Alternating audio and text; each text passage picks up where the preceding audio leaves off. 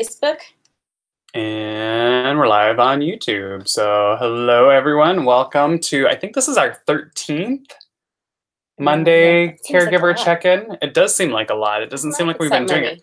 It is, though, I think. Really? Yeah. Wow. So we are on number 13. So this is, no, we're on 15. This is our 15th one. Woo. Wow, time flies. Mm-hmm. So welcome to our Monday caregiver check-in. This is the time that we set aside at Transfiguring Adoption to come online and just mediate your questions. And did I say that right? Mediate? Yeah, mediator. Yeah, mediate your questions and facilitate your advice or different things that you might have for other caregivers or other people trying to support caregivers. So let us know if you have never been on with us before. The way this works is Margie and I will come up with a topic and we'll just start talking about it. If that's what you guys that are watching all want to talk about, that's what we'll talk about, and we'll keep discussing it. If there's something that you want to talk about, just leave a comment. We're on YouTube today and Facebook, so if you want to leave a comment in either of the appropriate comment areas, we will jump over to what you want to talk about. And again, my name is Darren Fink, and this is Margie Fink. And here we go. So, I guess the other thing I should do is the legal mumbo jumbo, like we are not legal advice. We're not in place of what a doctor would say. We're not a therapist. We're not trying, if whatever's said here, we don't suggest that you use this in place of what your agency is suggesting or what a caseworker or anyone else is saying. We are merely just trying to get people to feel supported, feel like they're not alone in this foster and adoption journey, and please don't sue us. So there's nothing to give. There's nothing to give. There's nothing to win. So here we go. Yeah, go ahead and leave your comments if there's something that you want to ask or if there's something else you want to. So Margie, I'll let you take it away because you had a great. Well, why don't you just do some small chat when people get on? Like small chat? Oh, okay. Yeah. So some people are still getting on. So, so we're getting ready for what are we in? We're going into May. I'm tired of asking about the weather because I feel like the weather is so crazy all the time. It is boring. So let's see.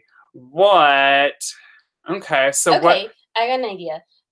Tomorrow is a day off of school. Randomly in Tennessee, we have a day off because it's election day and some of the schools are polling places. And this was like added into the school schedule, like, I don't know, a month or so ago. They like took off a different day off and changed it to tomorrow, which is the middle of the week. So it kind of just like throws that little like weird wrench into the week. So what do you do with your kids on a day off? Yes. What do you do with your kids on a day off? That is a good question. That's a rough one too, because that's something that it depends on your area.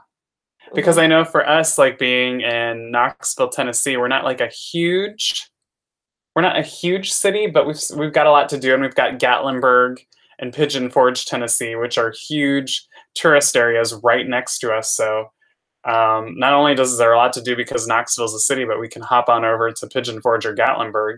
And we are moving to Orlando, Florida, and Lord help us if we can't find something to do in Orlando. So I don't know. What do you think? Well, I've heard some folks tomorrow going to the zoo. That's a good thing. That is a good thing. I know it's easier for people who work from home or who are at home and can take that time to go do something fun on a day off. Well, here's and tomorrow's supposed to be a really nice day here, so it's a good day to get out and do things. But I think it's harder on those days that you're kind of stuck inside, and there's just a random day off of school like this where you have to figure out what to do. Like, here's the other question, I guess, is when you have a random day off. Gabrielle said naps. Yes. Naps I wish our kids still took naps. No naps. No naps for us. There are no naps. I so wish. I like that answer, though. I could use a nap right now. Yeah, me too. So maybe we should just have caregiver, instead of caregiver check-in where we do a discussion, maybe we should just have caregiver nap time where we just all keep each other accountable. Would that be weird? Like we're all taking naps on camera, and if you wake up, we're really like, stop, nap, quit doing. You fell asleep on the floor yesterday, and you were snoring. It was lovely. Yes. It was a beautiful, beautiful thing. He napped yesterday. Nobody else did. So, but do you like when you do those like last minute things, what do you guys do? Do you look for things that are going to keep the kids entertained? Or do you look for things that are going to allow your schedule to be, I guess, unintruded on? Not intruded on, because you still have to get stuff done, right? Like even if you're like, I don't care, like even if you have a stay-at-home job or you're a housewife or whatever, like you still have to get stuff done. So like what do you look for on those days off from school that are randomly in the middle of the week? Like do you look for stuff to keep the kids entertained and family time type stuff, or do you like side more with like, no, I got to get stuff done and this will keep them occupied so that I can get stuff done? I want to know that. So yeah, chime in on that as more people are signing in. We will check in on that. I'll ask that question a little bit later, I guess, too. Yeah, go ahead with what were you talking about? Okay, so today I kind of want to talk about relationships and maintaining important relationships in our kids' lives. So when you've got kids coming into foster care, they're coming from their birth family, or they're coming from another foster home, or they're being adopted, kind of some of those important relationships that are already established, how we maintain those relationships, what relationships we really strive to keep going. Because actually tomorrow, my phone was dinging because one of our kids' birth moms is actually coming to visit. So they've got their birth mom and a couple other important people in their life who are actually traveling from out of state tonight so that we can spend the day tomorrow together, because we are moving to Florida, which is further away. So we are working on kind of maintaining those important relationships. And so I've been thinking about that a lot, and talking to the kids about how they feel about those relationships, and kind of thinking through different relationships, because as we are moving, yesterday it hit me, we have some family friends who've been a part of our life for almost 2 decades. And because of that, they have been hugely important in the lives of our kiddos, because our kiddos have been with us, a couple of them for almost 9.5 years, and the other 2 right at about 9 years. So these folks have been huge in our kiddos' lives. And I just yesterday, when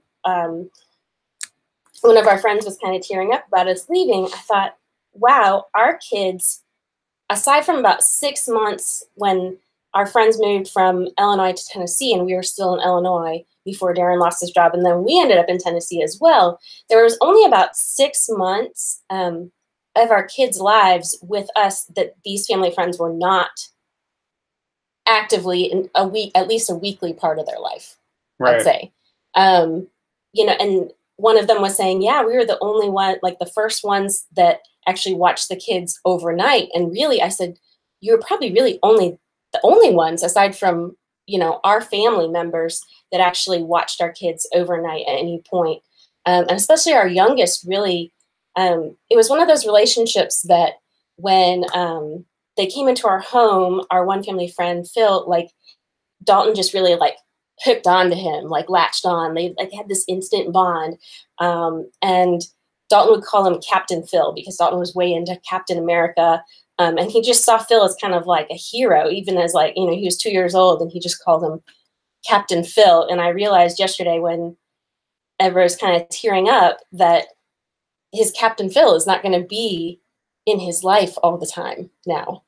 It just got me really thinking about, what are the relationships that are really important to maintain, and how do we go about maintaining some of those relationships that our kiddos have had either with us in the picture or before us?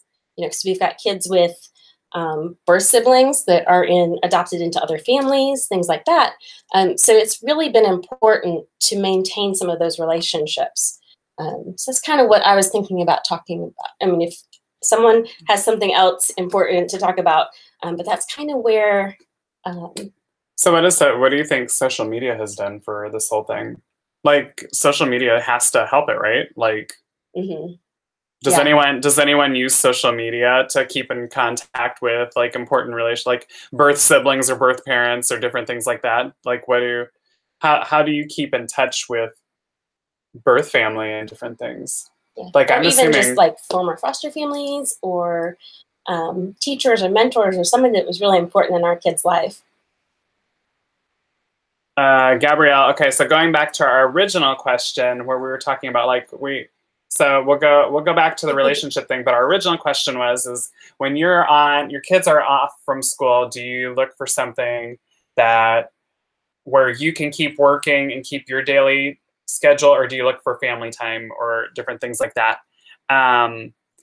She says she looks for things to do that require minimal effort on her part. Minimal effort for me is still probably the work of 3 typical parents. I agree with that, as I have 5 kids and 2 special needs. So we will go swimming or go to the movies or go somewhere they can run and play inside and do things on their own. Something we do in the rain is to go to a large covered picnic shelter at a park and sidewalk chalk our hearts out while listening. I like that idea. I love that idea. I like that never idea. thought of doing something Thanks like that. for posting that, Gabrielle, because yeah, I think that's the one thing that I always wonder too, is like, especially because with foster adoptive families, like you tend to have a lot more kiddos in your house than typical parents. So then you're wondering, what do you do? Because you have basically a baseball team in your house. So what do you do when it's raining?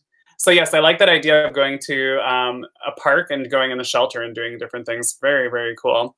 One thing that we did one time, it has to be like if it's not a lightning storm and it's not too cold. Sidewalk chalk can be fun actually in the rain too. It actually kind of creates almost like you can roll with the chalk, which is fun. We did that before. Okay. Fast forwarding again to how we were talking about how do you connect with birth family? Like, so what are your ways to connect with birth families and important relationships in your kids' lives? Gabrielle says that she has contact through Facebook or through a fake Facebook page with the Biomom. That's really great. Scott is saying they started phone calls with birth mom a couple of months ago. Letting the child, it looks like, call when he chooses or take calls from her as often as she wants to call. He's 9 and hasn't seen her since he was a baby. No contact since then. I think that's really important too. I think that's one thing that I think Scott, you hit on something, was without really saying it, letting the kids lead in kind of how much contact they want. Right. Because yeah, that's a huge thing. Because I think the kid, like, there are a lot of things that our kids can't have control in, and for the most of them, the reason they have trauma or they're in care in the first place is they had no control. Like, they had no control, and they had people that weren't in charge and on duty like they should have been, and so they are looking for their voice and a way to fit in, and to be able to control something.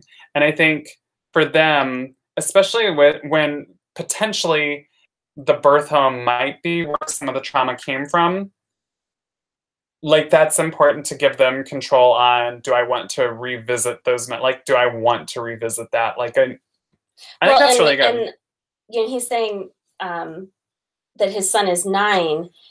One thing we've talked about in the past has been that kind of that not 8, 10, 9, 10 years old is kind of, it's a big developmental time of life. And so it's really like kids who've been adopted since birth are very little. It's kind of a time where they might know the words. Like, we've seen this Regina Kupecki, who wrote a book, 2 books with Gregory Keck. Dr. Gregory Keck is adopting the hurt child and parenting the hurt child. She talked about the 8 to 10 range is a time when a lot of adoption issues kind of come up, or just questions. It's a time when kiddos who maybe, you know, they understand they're adopted, but they are able to understand more the meaning of that, and those words start to take on new meaning, and they start to kind of process through their stories in a new way. So that is a time when helping kids understand is very important. So that's cool. Let's see. Before the phone calls, his behavior was very difficult, and he told me he misbehaved, so we would send him back to her. That has settled down since the phone calls, and he stopped idealizing the situation. Yeah, that's huge. We've found it's really helpful having that relationship because they can't idealize it, and it also helps them kind of, you know, maybe they can get some questions answered, or just kind of see what maybe some of the issues were and stuff. So why does everyone think it's important, I guess, for, like, because we always talk about that, and I guess that maybe it seems obvious to outsiders, but I mean, it doesn't appear to be anyone right now that isn't a caregiver on right now, but we do have people that we have volunteers and different things that watch these videos later. Why it might not be obvious to them why it's important for caregivers to make sure that those relationships are maintained. Like, why does everyone think that those relationships are important? Like, what would you tell people in the outside looking in? Like, because I know, well, you know what, honestly, I talked to someone the other day, and they said that they didn't think that people should have, like, once your kids are in foster care, there's no contact until your child's 18. Like, you mean adopted? Or adopted. Foster care. Well, no. But it was also there's no connection. This person said should be no connection with the birth parents until the child's 18. I mean, I think that was going for foster care and adoption both. And I just don't. I think that was a very blanket statement. Yeah, I know every case is different, and so there's different things. As far as I'd say, birth siblings is a huge one that people sometimes overlook. I was in DC a couple years back working on one of the national ad campaigns. They were focusing on siblings and keeping siblings together through adoption and foster care, and not separating them, or at least maintaining contact as much as possible. And one of the things that really struck me, and I say this over and over again, because it's something I hadn't thought about before, is that the sibling relationship is generally the longest relationship you will have in your lifespan, because your parent, you know, with typical average lifespans, usually you outlive your parents, and then like your spouse is a relationship that often doesn't come along till later in your life, but your siblings are generally, for the bulk of your life, that is a very long relationship. And so siblings they understand each other the most of anybody, because they were the ones who kind of went through whatever trauma together or whatnot, and they kind of have the same DNA, and there's a lot to that. So yeah, that's true. It's very true. So, but yeah, like, I would like to hear more, like, what other people say, like, why, because you do have to go through I mean, it's not an easy thing. You have to go through a lot of trouble. Like, it's taxing on the caregiver to make sure that they have connections with their birth siblings, their birth parents. That's a lot to ask of someone. I mean, most people wouldn't in normal families, you wouldn't be expected to do all this. And it's a lot to have to coordinate everything. And then you have safety issues. You have your child's emotional issues to consider and stuff like that. It's a lot, like, but it must be important if people are doing it. I'm just curious what people think. Like, is it important enough to do all that? Scott's saying, what would you all say about when all the siblings are with birth mom and your child is the only one who is not?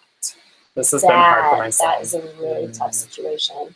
I'd have to digest that one for a little while. What do you well, and it depends on the situation. It depends on what kind of happened.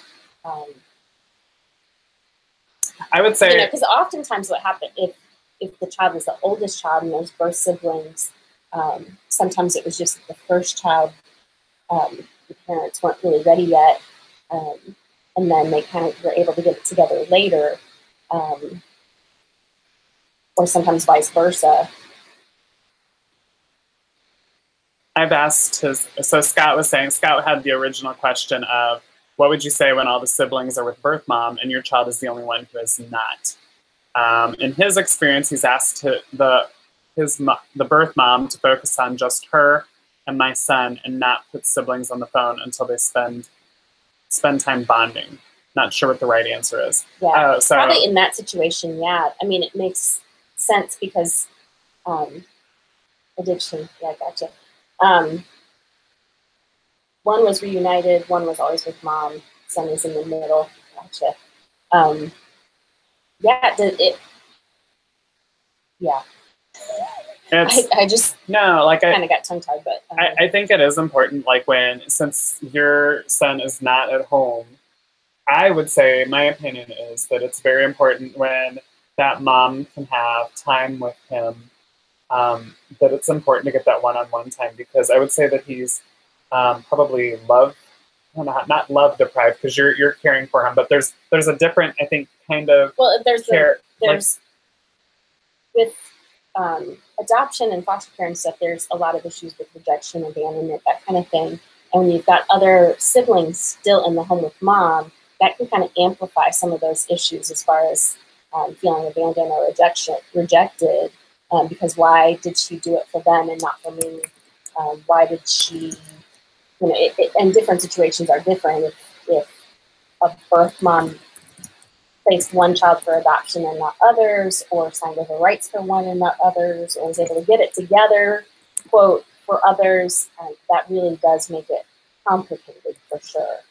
Right, and I think it's always going to be. I think it's always going to be complicated, because let's face it. I mean, as caregivers, we are not in an uncomplicated, simple. I mean, at the best, normal families are messy. Mm-hmm. And we've definitely, like, with all the stuff we have. So I think it's just going to be have some of that, like, because we do have a half sibling through a birth father, and sometimes you've got birth family on the phone, and the other child is there, and or there's other family members that maybe the kids don't remember a whole lot, but now that communication they want to, sometimes it gets kind of messy and crazy when they put other people on the phone.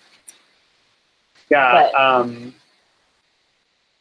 So yeah, like what I would say that you definitely have to make sure that the mom honors that time. And you know what? Sometimes, I don't know, in this situation that Scott's talking about, but I know that a lot of times, like, some of the birth parents just, they need some mentoring, and they need some help because they don't understand. Like, they might not have been shown how to handle kiddos and, like, what to do. And so they just might even need to know that, like, hey, you have all the time with these other kids, and this kid may not say it, but they are pining for your attention. So they just need some attention, because basically the way I kind of see it is whatever the mom can pour into it, it's pouring into, like, a vase, and basically or let's say a pitcher, and then after that phone conversation or that time alone is gone, like, he's gonna have to go back away, and he's gonna have to survive on that, what's in that pitcher, until the next time he talks with his mom. And I'm not saying that like Scott, like, I'm not saying that anyone's not doing a good job caring for the child, loving the child, but, like, it's a different. Well, and they're getting to know each other because they haven't had the relationship. Right. It's just different. It's like I said, it's messy. Yeah. But I think Crystal and Kristen both said kind of the same thing, where child's parents lost rights, then had another, and was able to keep that child, but then later on ended up losing that child as well, which was hard. And addiction stinks. Addiction does. In the perfect world, none of us would be in this place. It really stinks. My heart breaks for both parents so often. I tell folks, if you can have compassion for the kids, often the birth parents were these kids, and needed mentoring and coaching, and just didn't get it. But I reiterate, since Scott was asking the question, and Kristen and Crystal and other people are are on here talking, what do you do to make sure that the relationships stay strong? Like, what do you do to nurture those relationships? when you do have a child that isn't with the birth family, but there might be other children that are, I'm sure there's jealousy there. Like there has to be jealousy there. Or you might even, I would think, like, would the child even wonder, did I do something wrong? Because everyone else gets to stay with mom. So what's wrong with me? What was wrong with me? What did I do? That I would be asking that one silently. I wouldn't voice it if I was a kid. I wouldn't be voicing it, but I would be thinking it all the time. Well, and this is all like steps that often we have to think about. We might need professionals involved to kind of break this down with the kids and help them to know whether it's a healthy decision at the time, what kind of contact is helpful and what might be harmful. I'm trying to think of a book because that's supposedly what we do. I'm joking, that is. So we have book lists online. And if you go on our book list on transfiguringadoption.com, they're actually, and they would be actually good for a 9-year-old. I'm trying to think of what it's called. I think it's Kitten.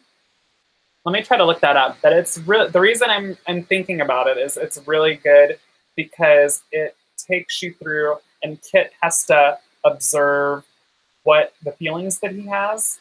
And he has an adult, he's a kitten, and then he lives with his dad cat, and dad cat has addictions and has, like, they don't say addictions, but they talk through like the symptoms of it, that, like, dad sleeps really late into the morning and sometimes can't walk straight, and that Kit has like all these feelings. And the book does a really good job of explaining what they feel like what does nervousness feel like, what does fear feel like, what does, like, I know they do a lot of like images with the stomach, like my stomach feels like this, but it does a really good job of promoting you to interact with your child so that your child can even realize that they're having those feelings, because I think a lot of times they don't, especially at 9. And it does a good job. So, and it gives them language. It does a really good job on a kid level of giving them language. So when they are feeling scared, the next time they're feeling scared or nervous about something, they can say, hey, like, my stomach feels like kitten, and I think I'm feeling this. Let me see if I can find that. I'll let you take over for a little bit here. Okay. I know at one point I blogged on navigating birth family relationships and kind of put, was it 7 considerations for navigating birth family relationships, and kind of talked through kind of how we've made some decisions and what kind of questions you need to ask yourself about those relationships and how to navigate them. But I'm trying to think if there's any books for grown-ups that on our list that discuss that. Well, I think the obvious thing might be too, like, I'm really impressed with everyone that we're talking about this so constructively. I was actually expecting people to like take the negative, but why would you not? Like, why would you not nurture the birth family relationships? I guess if there's safety issues. But then is it done then? Like, are you just done? Or are there other creative ways that you guys have done to like still nurture those relationships, or still promote them, or still work with your kids on them? Like, because there are a lot of kids that are in care or that have been adopted, but they can't, that's not an option. Because we're talking like someone might be incarcerated even, like there might be incarceration, there might just be like people that are just dangerous, and you can't have the kids around that. So like, what do you do to keep birth family relationships healthy, or to keep the ties, I guess, strong, like with birth siblings and stuff like that, when you really can't have them physically visiting or maybe even talking on the phone? Like, yeah, well, and the thing about talking on the phone that can be difficult is you don't have any control over what is said to the child, so there's sometimes surprises, or I know that there's been times where I've been nervous because the kids start asking questions, and you just don't know how they're going to be answered. Yeah, people can visit parents who are incarcerated for sure. I think that's almost, if someone is incarcerated, that's a very safe place to visit. Yeah, for sure. And I think, you're not going to have many worries. with that. And I think that's one of those things too, that I think it's just, as foster and adoptive parents, I think it's just, I mean, it's a lot of work, but it's worth it. But it is worth it. And I think that's just something helping the kids have that sense of identity and know where they've come from and who they are, and just being able to keep those relationships healthy and ongoing. Just it's just shown that over time that is so much better for the child if it's possible. To the extent that it's possible is the best case for the child. Well, let me ask another thing too then, because I could see something. We're talking, by the way, if you're joining us, we're talking about birth-family relationships and how to keep those strong with your kiddos and how to keep them it kind of started like what relationships are important to maintain and how do we maintain those, and we kind of have focused in on mostly birth parents. But I could say, like, okay, so we said, like, one reason why you wouldn't is because I think it comes down to, like, are you scared? Because let's say, yeah, you can visit someone that's been incarcerated. And yes, it is safe. But some, like, I'm willing to bet that there are some people that might not be saying it, but they're scared to go to the facility to actually visit or to actually be in that world because they've never been in that world before. And that's scary. And so I think because that's a controlled situation, I think it's more, what's more scary is being out in public outside of those constraints that you would have in a visitation type situation. Because if a parent is incarcerated, you're in a safe environment in that no one can kidnap a child, or no one can, a lot of times safety issues are just fears that the foster parents have, for sure. It's like one of those things, like, even we have a visit tomorrow with a birth parent, and there's like just kind of things like where you hear where kids have been kidnapped, or I've had friends who have children that they've adopted that the birth parents did kidnap them while they were in care or before they were in care at different points, and so there are real concerns about that for some folks. Right. Well, so what do we do then? Like, as caregivers, because like Rachel's saying on there, yeah, many safety issues are really just fears on the foster parents' part. But I think, sometimes it's just the unknown. Like, I don't think this could happen. We're not so naive to believe that it wouldn't. So if we're saying, I feel pretty confident, like, going into tomorrow because these people, some of them have been a part of our lives for 9 years. But there are people that are coming to the visit that I've never met before, and that it's kind of nerve-wracking. It's. But how do you make it? I guess because you can't dismiss those fears either. Like, those are real feelings that you're having, and they might. And they're for important reasons too. I don't think that they're like things that you can just say, oh, whatever. Like, we need to have these relationships. Like, our kids need to see their birth families, or they need to see their, like, so I have to, I'm just being silly. Like, I don't think you can say that either. But, like, how do you make it, what do you put into place so that your fears are just concerns and smart planning and not, like, dead fear where you're afraid to go out? Not keeping you from ever being able to have that relationship. Can you clarify if this is strictly foster families, relationships with bio, or after adoption? Either one. Yeah, it's either one. We're talking more after adoption. This is post-adoption.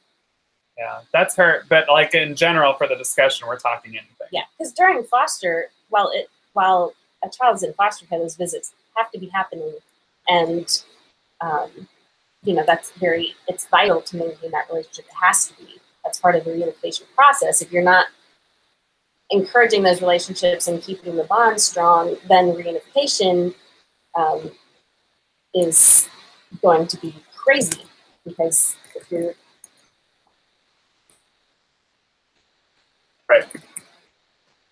So like but what do you do? How do you handle those? Like whether you're in a foster care situation or not. Well, I'm saying adoption.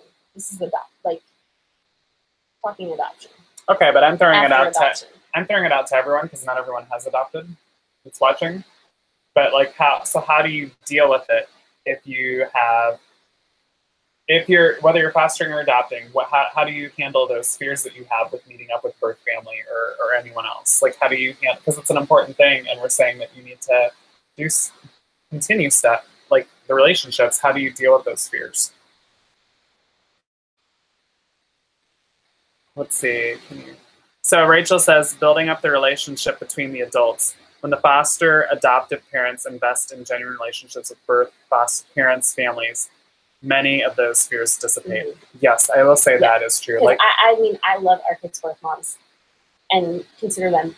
We're just all family, and we really have nurtured those relationships, and everybody becomes more comfortable as we connect with each other. Right.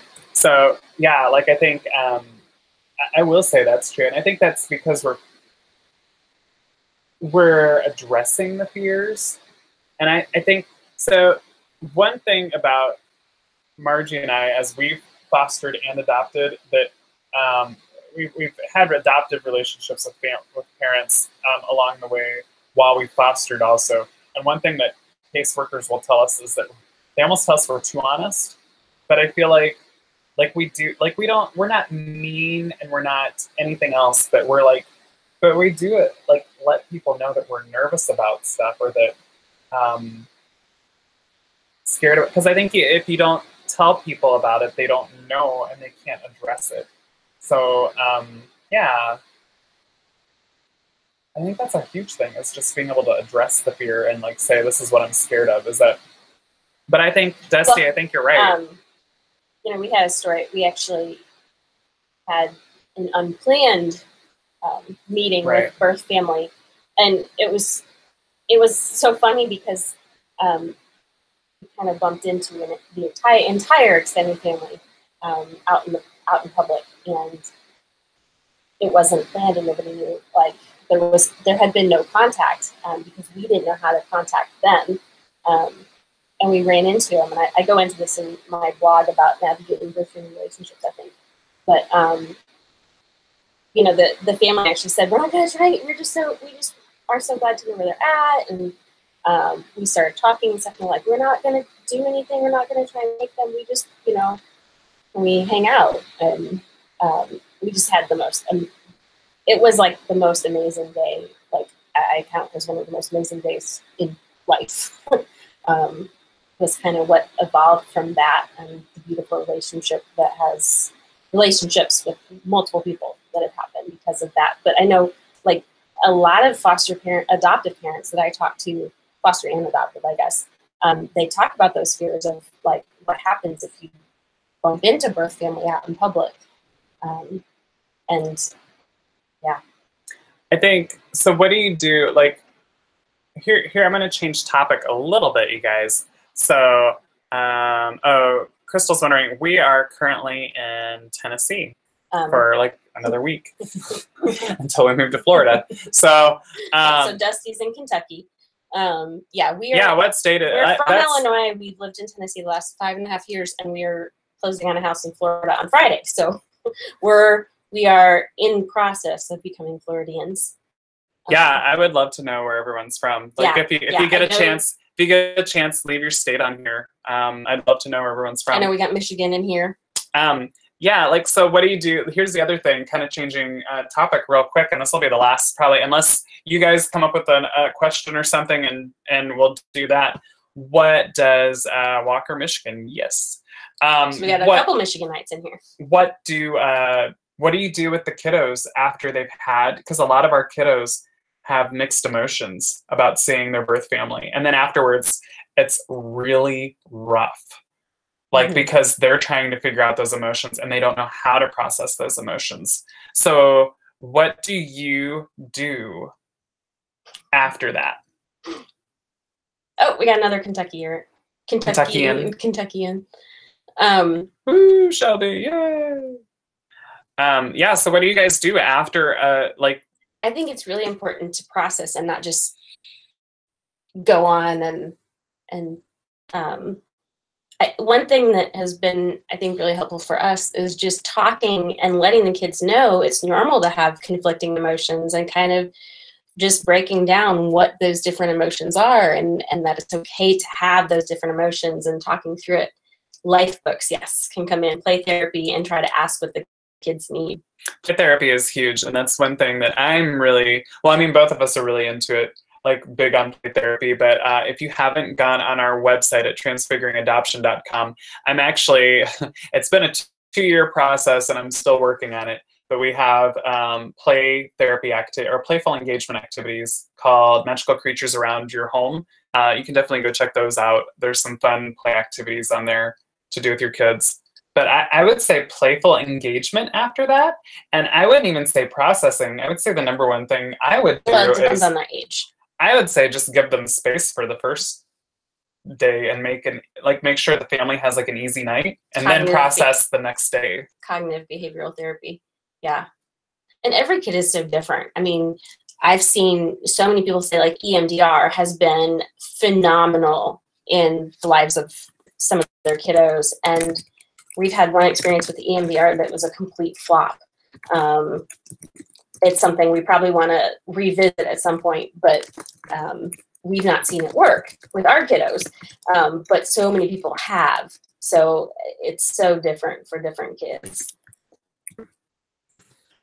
I remember like a teen that we fostered not too long ago, and I think one of the most important things was just giving her space after a visit, just because she just had a lot going on in her mind, and she almost had her finger her emotions and behaviors were like someone with their finger stuck in a light socket, and you weren't going to be able to process anything anyways. Yeah, well, it's and visits are different when it's foster versus adoption, because with fostering there's still so much unknown and you don't know. That's true.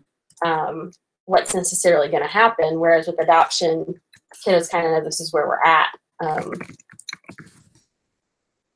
Although there's still a lot of question. I think there's probably a lot of, like what you were saying, I wasn't even on that track mind, but I think there is a lot, I think you can process a lot more with a kiddo that's been adopted, and then you're connecting, because they have more things that are absolute in their life than a kiddo that's still in foster care. And I think when you have so much that's up in the air in foster care, I think that's so hard for a still forming mind to figure out and wrap their head. I mean, it's hard for us to wrap our minds around sometimes, but like an adoptive kid can at least go back to something that's absolute. This is so fun. Shelby and Dusty have mutual friends. That's too much fun. That's awesome. Connections. Woo! Team connections online. Woohoo! You guys are awesome. Yeah, okay. Including the kids' traditions. Okay, so we're going to have to wind time down here because we're approaching our 1 hour time and we don't want to keep people. So we opened with asking you what kind of vacations do you take? Well, no, not vacations. What you do on a day off, a random day off of school. Like we have in Knoxville tomorrow, just a random day off of school because of election day. So when there's a random day off. Club, yes. Club. When there's a random day off school, do you opt for easy meals? Do you break out the pizza and the ice cream? Or do you stick to your scheduled meals or whatever your regime for eating is? What do? Do you throw it in the air and go easy? Or do you still like cook and like try to stick to your regiment? Like, what do you do on those odd days off? I want to know those. That's the last question that I have. And what do you make? What is your favorite thing to make or get? And our kids love pizza rolls. Yeah, our kids love pizza rolls. If we have pizza rolls and ice cream, it's a good night. That's why I said ice cream. It's good times. It's very good times. But while people are answering that, I will go ahead and say that beginning in May, We actually already have a link to it on our website at transfiguringadoption.com. Our volunteers are gearing up for our second annual Best Foster Parent in the United States award. So definitely go check that out. We are accepting nominees starting at the beginning of May. And then in June, the finalists are going to be voted on by the public, and the winners are going to get a really awesome plaque that has been donated to us once again this year. It's an amazing wooden book plaque with a timepiece in the middle. It's going to look awesome on your shelf, and just let everyone know how amazing you are, or a friend of yours that you know out there that does an amazing job fostering. And we also haven't had anyone yet, but we will have people that do add stuff to our prize package type thing. And then something else we always do too is we have agencies. We talk to agencies and try to have them do something for the winner. So definitely check that out. The Best Foster Parent in the United States Award. It's on our website at transfiguringadoption.com. Get your nominations in and get people going on that. We'd really appreciate it. So to answer your question, Dusty said ice cream sundaes and breakfast pizzas. Oh my goodness, I want breakfast pizza now. Yeah, well, last night we had a crazy night and we got home really late, and so we ended up just like using some sausage that was supposed to be for like a chili, a southwestern pork chili. We ended up throwing that in, and eggs and cheese for dinner, and then this morning we're like, ooh, we have tortillas. We had breakfast burritos this morning.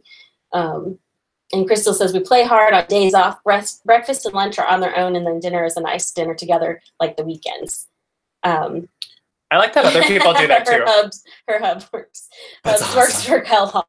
Ooh, cereal in the house. Okay, so confession: I bought the store brand. I didn't actually buy Kellogg's brand because, well, we are moving.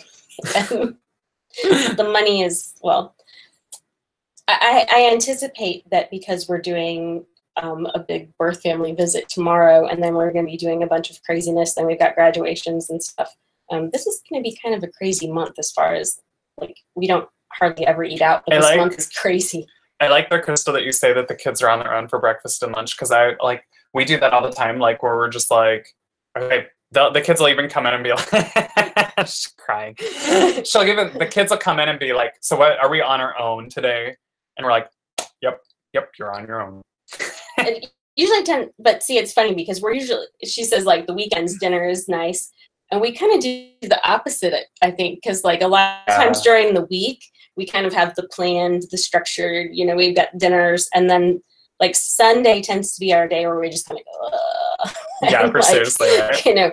A lot of times we'll come home in the afternoon on Sunday and the kids will be like, so is it fun for yourself? That's what we always call it.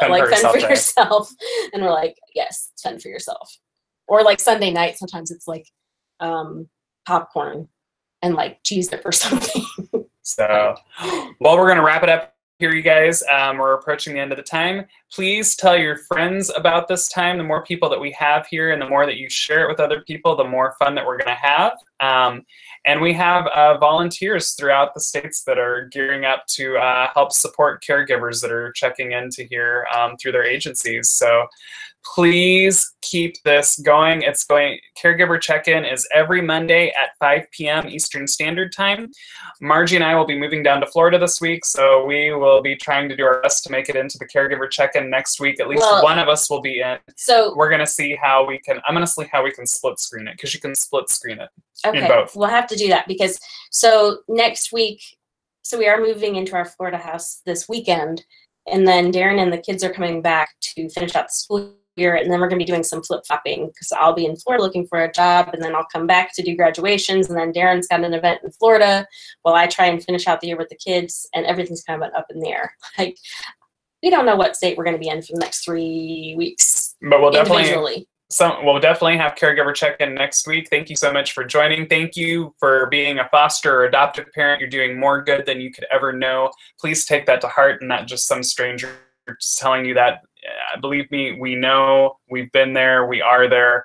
You're doing more good today, even on your worst day, than you know you are. you are making the difference in a kid's life. For those of you that are watching this, not even live, you're just watching it and you want to support caregivers, thank you so much. There aren't enough people like you in the world, so thank you for doing that. I'm Darren Fink, and this is Margie Fink, and we hope we are helping you to nurture and grow your foster or adoptive family. Bye, you guys. Goodbye, YouTube. Bye, Facebook.